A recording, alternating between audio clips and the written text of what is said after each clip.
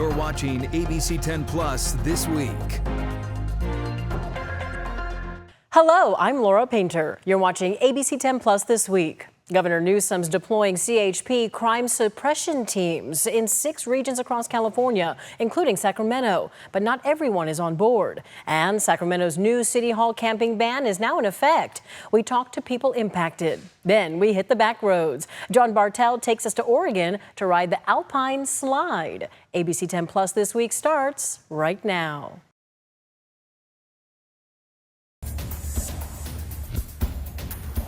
Well, tonight, the overnight camping ban at City Hall goes into effect. Sacramento leaders say it's meant to maintain a safe and professional environment. But as ABC 10's Austin Castro explains, not everyone is on board with the plan. Starting 9 p.m. on Thursday, this area outside Sacramento City Hall will no longer allow people to camp overnight. People here tell me they're worried about having one less safe place to sleep, while nearby businesses are concerned about the impact to the surrounding areas. Maine Davila says she's been homeless for many years. During that time, she seeked shelter outside Sacramento City Hall. Females feel safe because there's camera and security guard. However, now she's upset by the decision to ban people from camping overnight on the city's property. They are really scared and they don't know what to do. There's a lot of elders. The ordinance, approved last month, bans people from seeking shelter around City Hall facilities between 9 p.m. and 6 a.m. The city's Department of Community Response says they've been leading outreach and education efforts since then. Other nearby businesses say they've had their own issues with some homeless people in the area. We've had an instance where a homeless person used the bathroom outside of our door. So we had to close the shop for a bit until we cleaned it up. Zandani worries this new move could make those problems even worse for their cafe down the street from City Hall. I really think it's going to make it worse because since they're moving from there, they're kicking them out. They have to find somewhere else to stay. As for how that enforcement will work, Sacramento Police tells ABC 10, each situation is unique and we remain committed to upholding the law with fairness and respect for all. While enforcement is essential to ensure safe and accessible public spaces, we strive to balance this with care and understanding of community needs. The city adds outreach workers are engaging with those sheltering nearby to connect them with resources. Still, others say it's not enough. They need to try harder besides kicking people out the City Hall. Look at the camera before you judge somebody. We're human beings. We're not trash. City officials add that they are continuing their outreach efforts and looking to provide resources to anyone who may be impacted. We'll have a link to all of those resources over on our website, abc10.com. In Sacramento, Austin Castro, ABC 10. And tonight, Governor Newsom is deploying teams of CHP officers into communities across the state to fight crime. He laid out his plan at a news conference just this morning. ABC 10's Becca Habegger was there and joins us live in studio. And Becca, as we understand it, he is actually doing this in 6 cities and regions, right? Yes, broadly Sacramento, the Central Valley, and the Bay Area, plus LA, San Diego, and the Inland Empire will start seeing more CHP officers partnering with local law enforcement agencies to tackle crime. Now, if this sounds a little like what President Trump is doing with the National Guard, something, by the way, Newsom has criticized, reporters asked him about that today. Newsom says his approach is different. These operations will be targeted. They'll be data-driven. Governor Gavin Newsom announced Thursday morning he is deploying new CHP crime suppression teams to 6 cities and regions across the state. A stepping up of efforts, he says, that have been underway for the past few years in places like Oakland, San Bernardino, and Bakersfield. We're going to be expanding this operation, building on the success that is now included over 9,000 arrests statewide. This expanded effort comes despite dropping crime rates in California. Never good enough. Good enough never is.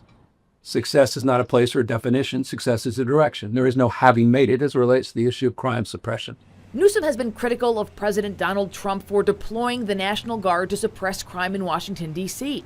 Asked how what he's doing is different, Newsom said he is partnering with local law enforcement agencies instead of swooping in, as he accuses Trump of doing. The community wants to see more, and we are trying to be responsive to the people we serve. As it relates to the president in particular, he's doing things to people, not with people.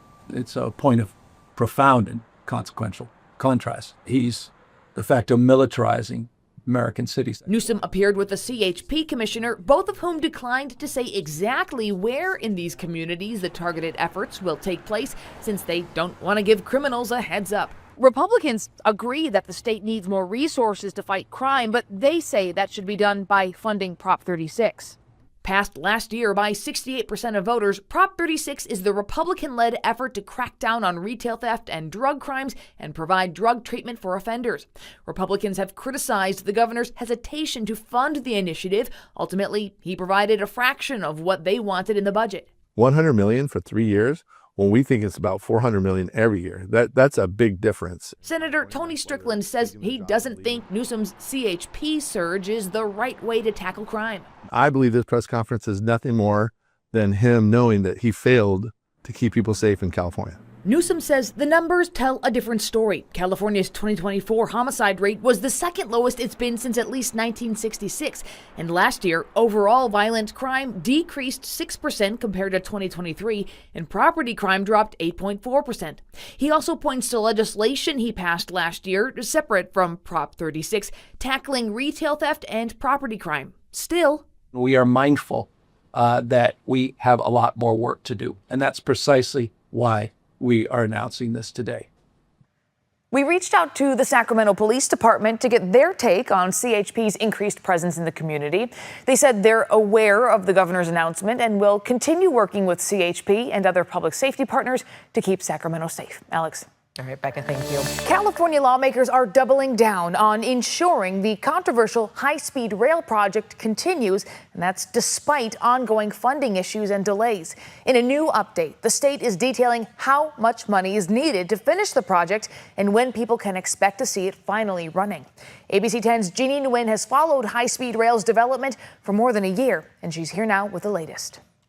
Becca, it will cost more than $90 billion to build the high-speed rail from San Francisco to Palmdale, and authority officials tell me today they are confident the state will meet that goal. But critics say the state would be better off spending that money in much more needed areas. High-speed rail is California's opportunity to lead the nation in clean, fast, and safe public transit. As chair of the Senate Transportation Committee, Senator Dave Cortese has led the cause and support for California's high-speed rail. In 2008, voters approved $45 billion for the entire project from San Francisco to Los Angeles. It was supposed to be finished in 2020, but 5 years after the deadline, it's still under construction with an estimated price tag of more than $90 billion. In response, the authority's CEO, Ian Chowdhury, says progress has been made. This program has been challenged in many ways, but here we have made already real progress, and so we are about to finish 119 mile that is under construction now. That 119-mile section is the Bakersfield to Merced corridor, with an estimated price tag of just over $36 billion. It's expected to be up and running in 2032, and the authority acknowledges ridership would be low for that section. We start somewhere, we start operating, and then we build more until it connects the population centers.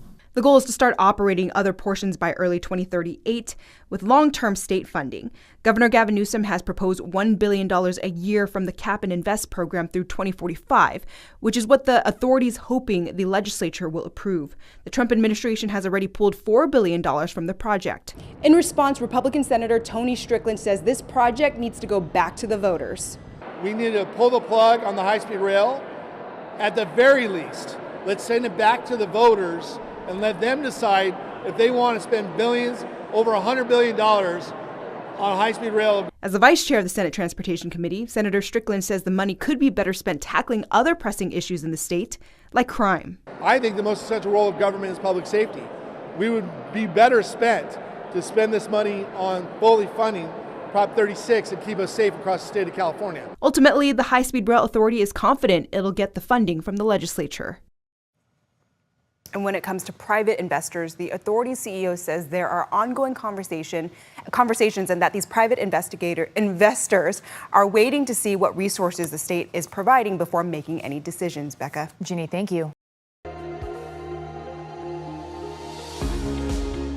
10 on Your Side has gotten several messages from viewers about PG&E estimating bills. We've been tracking the issue for a year now, and we have a look at what to watch out for to avoid these expensive bills. Jeanette sent 10 on Your Side this message saying, I desperately need your help. PG&E estimated my bill unknowingly to me for the better part of 3+ years.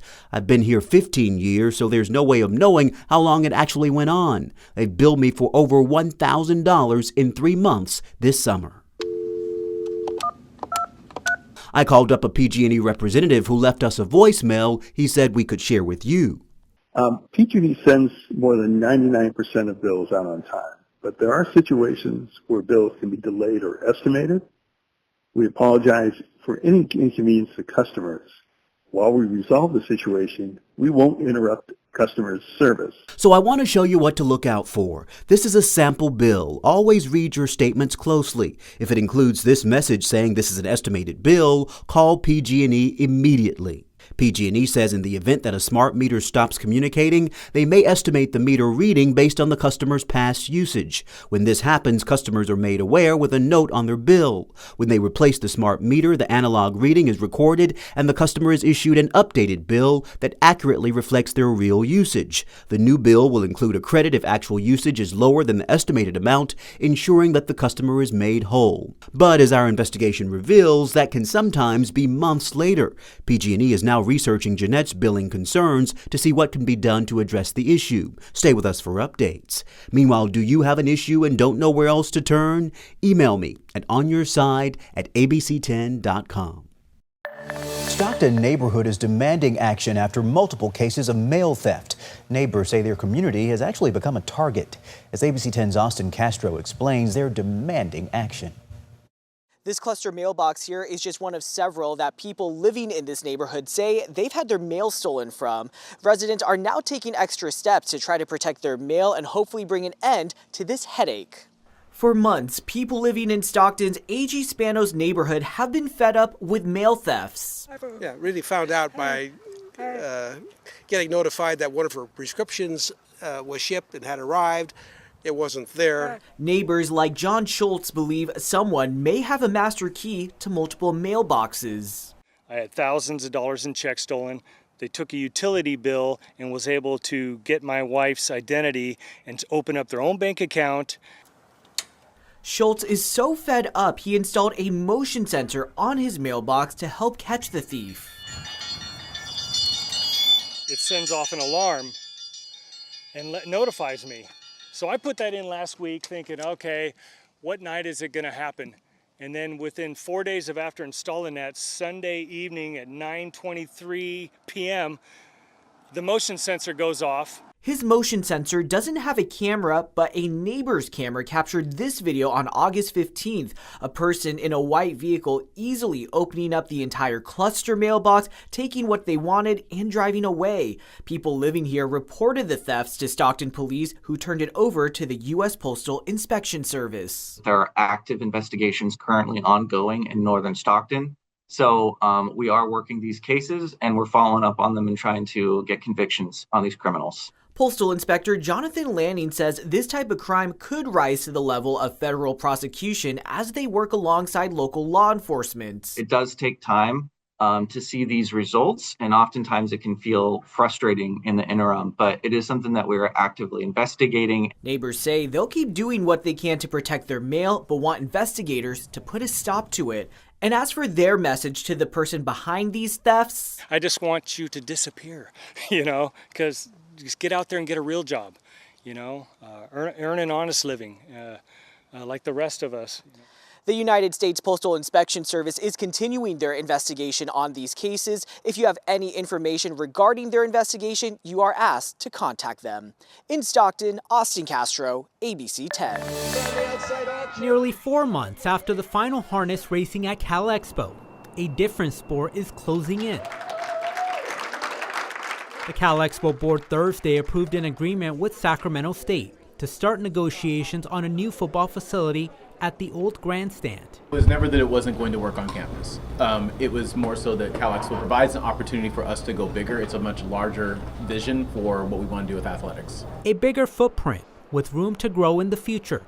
Initial plans call for field installation, modular facilities, and refreshing the old grandstand, all with the target date of fall of next year. Just months ago, these seats saw the final horse racing. Cal Expo said they couldn't continue with horse racing because there were no horses available across Northern California because of the closure of the Golden Gate Fields in the Bay Area.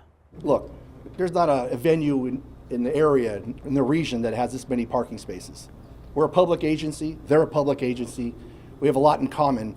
And what separates us is just the short bike ride away from this trail that we have connecting us. Sac State leaders say the funding will come from a California State University revenue bond. The final price tag has not been released yet, but the athletic director says this will help with their goal of going to the next level. Having a stadium at this site in this magnitude certainly will help our efforts to elevate to an FBS status, and that's something we've been committed to. We're confident we're going to get to. If all goes as planned by fall of next year. Our goal is to be here for the next 50 years. The sound of horses will be long gone, possibly replaced by the roar of Hornet football. Reporting from Cal Expo, Garch Paul Sunga, ABC 10. From neighbors helping neighbors to inspiring acts of kindness, each week we are sharing stories on people who are really making a difference. Tonight in our Champions of Hope, we introduce you to Kenya. In her kitchen, ingredients become more than just food. They're tools for healing, empowerment, and new beginnings. Kenya has faced more than her share of challenges. The main thing that pushed me was I needed to not ever go homeless again for my daughter. A single mother, she left her home in San Francisco searching for a better life for herself and her daughter. Facing homelessness, struggling to find stable housing, and searching for steady work, she discovered Vista Nueva, a permanent supportive housing community that connects vulnerable families with vital services. I remember going on a tour on my first day and discovering this kitchen. And it wasn't a full kitchen, there was no stove. And I thought to myself, this is the opportunity, this is it, this is gonna be the kitchen. She had culinary experience, trained in an industrial kitchen, and became a sous chef. But Kenya wanted more. What I was able to do in a nutshell was go from a cook to an executive chef in 5 years, which is typically unheard of. 1, I'm a woman of color. 2, I'm a woman. Her skills spoke for themselves. What culinary has taught me is everything that I am capable of. I don't have some fancy college degree sitting behind me. I was not ever in a 4-year college. But she had drive, a vision, and passion.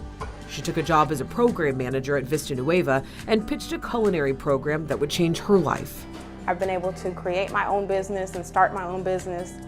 I've been able to run workforce programs in now 2 cities, and I've been able to change lives. Most of all, I've been able to inspire others. Inspiring students like Jeanette, who is hoping to one day open a food truck with her daughter. Well, hearing her story honestly empowers not only me, but the other students in here. For me, I'm a survivor myself of human trafficking, and I can't physically work right now, so having this opportunity to have something else under my belt is just keeping me in good spirits and letting me know that, hey, you may be down right now, but you got this. Bon appetit. And Jasmine, who is pursuing her bachelor's degree in psychology. I've had a rough life. My 15-year-old son was murdered 8 years ago, and that turned my life upside down.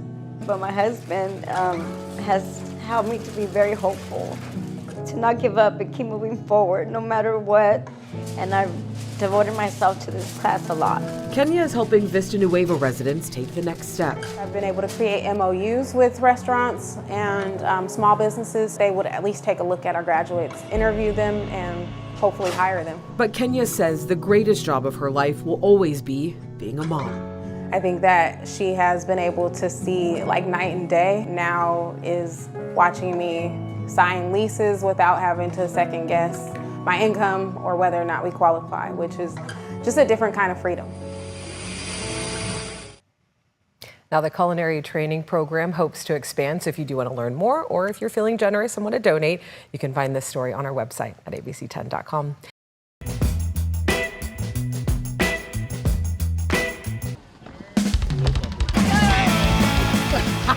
Snow or no snow, Mount Hood Ski Bowl has been giving people a downhill thrill since 1928. It's one of the oldest ski resorts in the country, and it turns out you don't even need skis to scream your way down the mountain. This is the famous Alpine slide. This was installed in 1981.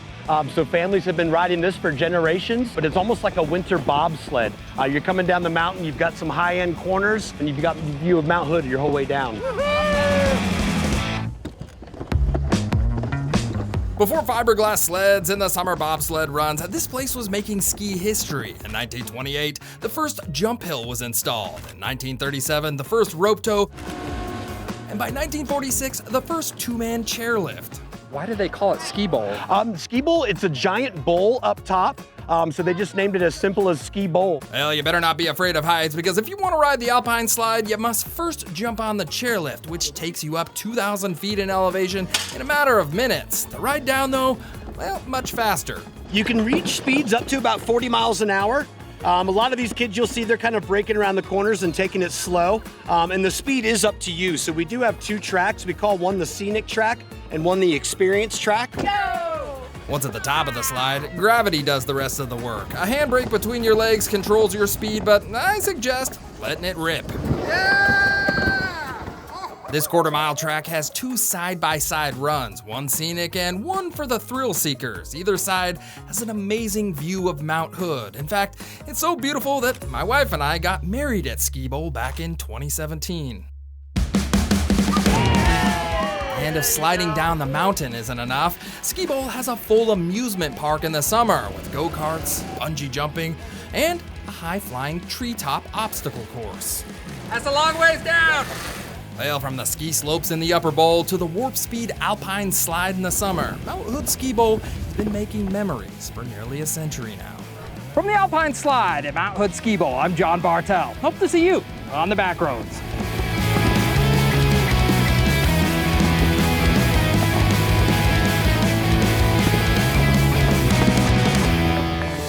Okay, we're coming up on the extended Labor Day weekend, along with the return of one of Sacramento's most beloved festivals. That's right. We're talking about Chalk It Up, set to return for its 35th year. ABC 10's Mark S. Allen is in Sacramento's Fremont Park this morning with more. Good morning, Mark.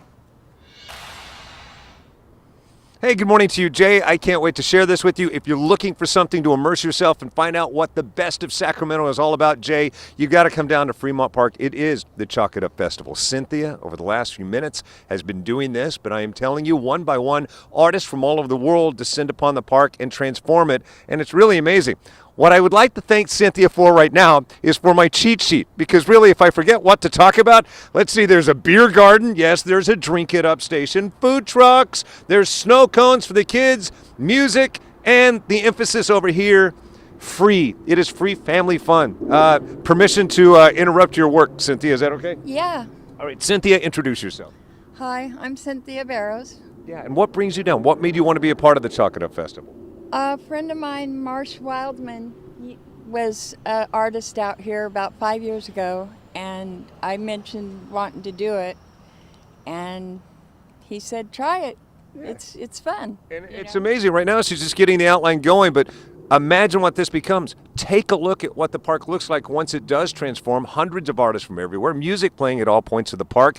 John Nelson, hard to believe you and I were out here 35 years ago. We were. How's it going, Mark? This guy, one of the co-creators, you were here at least year 2 of it. You had a long ponytail, as I recall. I did. Back in the day, I did. Long hair. Then I had kids. Cut it short. Yeah, let's talk about the kids. What a great event for the whole family, and it's free. It's free. It's free for everybody. We have professional artists on the perimeter. We have brand new artists on the perimeter, but then kids. Kids can come, get free chalk. We're going to have a whole wall that they can color in. We have free coloring books. So bring the kids, free event. The accessibility is really the great thing about this. It's become part of Sacramento's cultural DNA. Chalk it up. 35 years in this park. Yeah, I just love the diversity, all kinds of music that you'll be hearing from the park. And also, truth be told, this is my park, so I do have skin in the game because this is my park. I live just a block from here. And over there we got a new restroom, John. We have a new bathroom in Fremont Park. Pooh! Yeah, it's awesome. And you know what? RT, you can ride here for free all weekend long on Sac RT. We have a Taco Bell Cantina.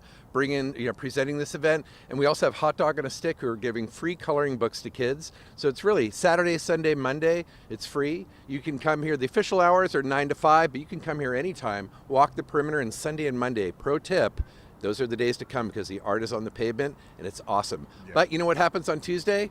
It all goes away. The impermanence of it all is part of Chalk It Up's legacy, in that we do the event and then it fades away. But you know what?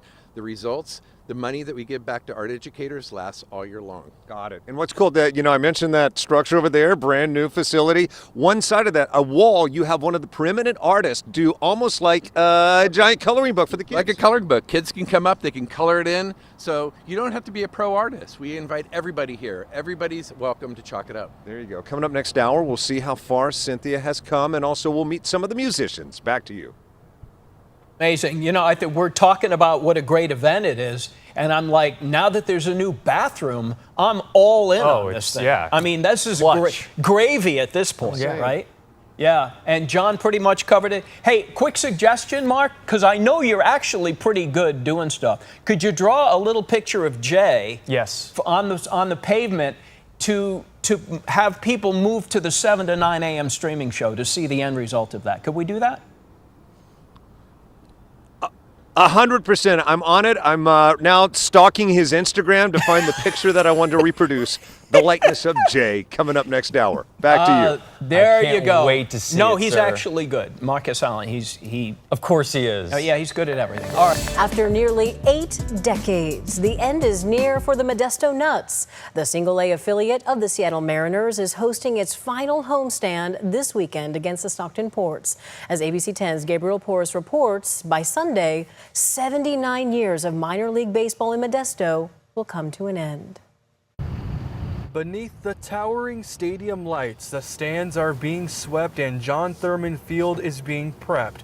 For Modesto Nuts Operations Director Connor Skustad, almost like any other game day. It hits me in waves. Almost. I haven't tried to dwell on it too much, but at certain moments I was clearing out some stuff from my office the other day, and my office is starting to look bare. And soon so will the stadium. The franchise, sold after almost 80 years in Modesto, is relocating to Southern California after Sunday's final out. This was my first job. Graduated college, worked a couple jobs. I always just ended up coming back here. Nearly 200 employees like Connor will now have to move on. I just love this place. And so will loyal fans like Ryan Dennis, who already struck out once, having to say goodbye to the Oakland A's. My dad started here as a season ticket holder in '73. It's like 2 gut punches in a row. Because our backup plan was, okay, we lost Oakland, but at least we have Modesto. Now all they have is memories and a few pieces of history. Ryan picked up signs and turnstiles from a team garage sale. The gut-wrenching part is when my oldest goes, well, what team am I going to take my kids to games now? More than anything, I just hope that there is a future for baseball here. Until then, there is no better time to enjoy the clean seats, fresh grass, stadium lights, and Modesto Nuts baseball. I know it's going to hit me like a freight train on Sunday. I just want to get up here on Sunday and enjoy those last couple outs and try and soak it in. Just weeks ago, the city of Modesto entered negotiations with the Pioneer League for a possible lease. I spoke this afternoon with the league's president, who describes those negotiations as ongoing and productive. For now, though, no official plan for when the city gets the keys here on October 1st. In Modesto, Gabriel Porras, ABC 10. It's going to be a bittersweet weekend. Gabriel, thank you. Tonight and tomorrow's games start at 6:40. Sunday's final game is set for 12:05 p.m.